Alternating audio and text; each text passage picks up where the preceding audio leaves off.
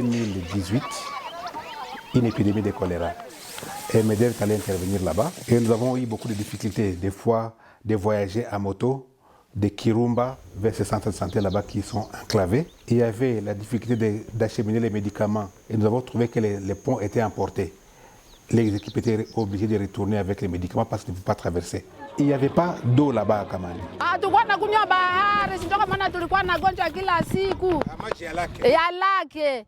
Kila siku mnasikia diare au alishagonjwa mama kujikuna ovyo ovyo. Tunakunywa maji ya kuuza ya kule yulu.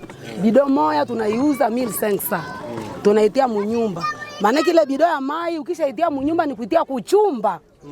Manake hata mtu akuya akie kula kuchakula atakwambia nipatie basi maji ya kunya. Utamwambia hakuna maji. Unawaka himai yako kule ni yako wewe na watoto yako.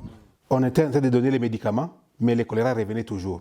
Alors pour finir cette épidémie de choléra, on a pensé qu'il était bon qu'on puisse se présenter un projet qui était d'améliorer un peu l'accès par moto vers ces centres de santé et puis donner de l'eau aux paysans qui sont en train de vivre dans ces villages là-bas. Il a fallu mobiliser la communauté. On a terrassé les lieux, on a fait la fondation pour les réservoirs et qu'on a coulé les voiles.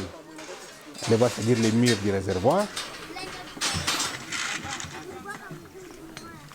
Nous avons capté la source à 1,5 km d'ici, sur la colline, et nous avons acheminé cette source dans un tuyau jusqu'au niveau du réservoir.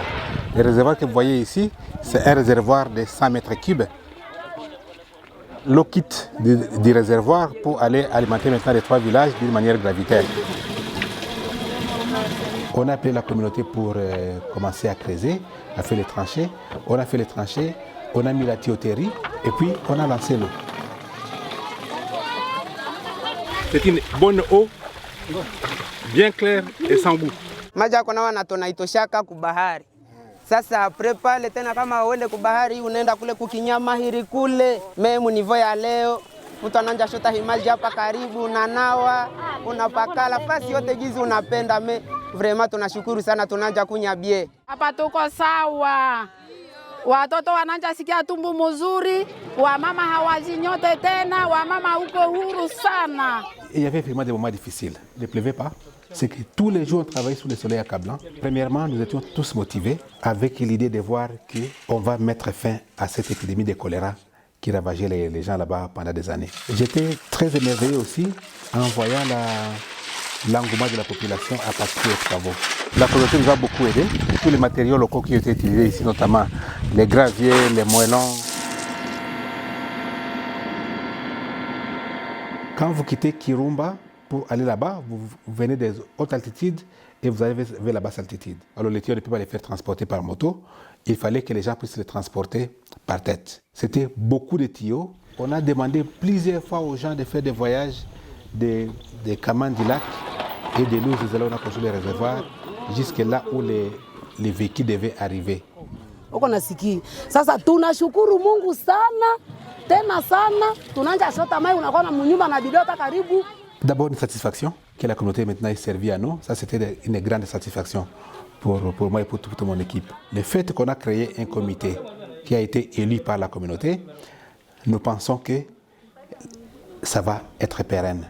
Là, c'est la communauté qui s'est organisée. Nous avons formé 6 plombiers aussi, qui vont être en train de suivre avec le comité de la maintenance. Leo tumeanza kunywa maji safi ya kutoka wapi? Wayevotu. Tupige kwanza mkono. Hatuna cha kwa manake shukurani tulishakosa hata kama tufanye nini basi. Ni Mungu tu kama tunabachia abachunge na ile maendeleo muzidi tu kuendelea tu na ile maendeleo yenu. Okay. Muzidi tu kutenda mema. Musirudie nyuma muendelee mbele. Okay. Ça va. Merci beaucoup. Tunashukuru. Ça va rester là-bas des années et des années et c'est vraiment un grand développement qu'on vient de mettre dans cette zone. Le fait qu'on a mis de l'eau là-bas maintenant, le fait que c'est bien accessible, le fait que les villages soient accessibles, c'est qu'avec le temps, les gens seront en mesure eux-mêmes de se prendre en charge. C'est que nous espérons que maintenant, avec l'activité que nous venons de faire là-bas, on va éradiquer le choléra.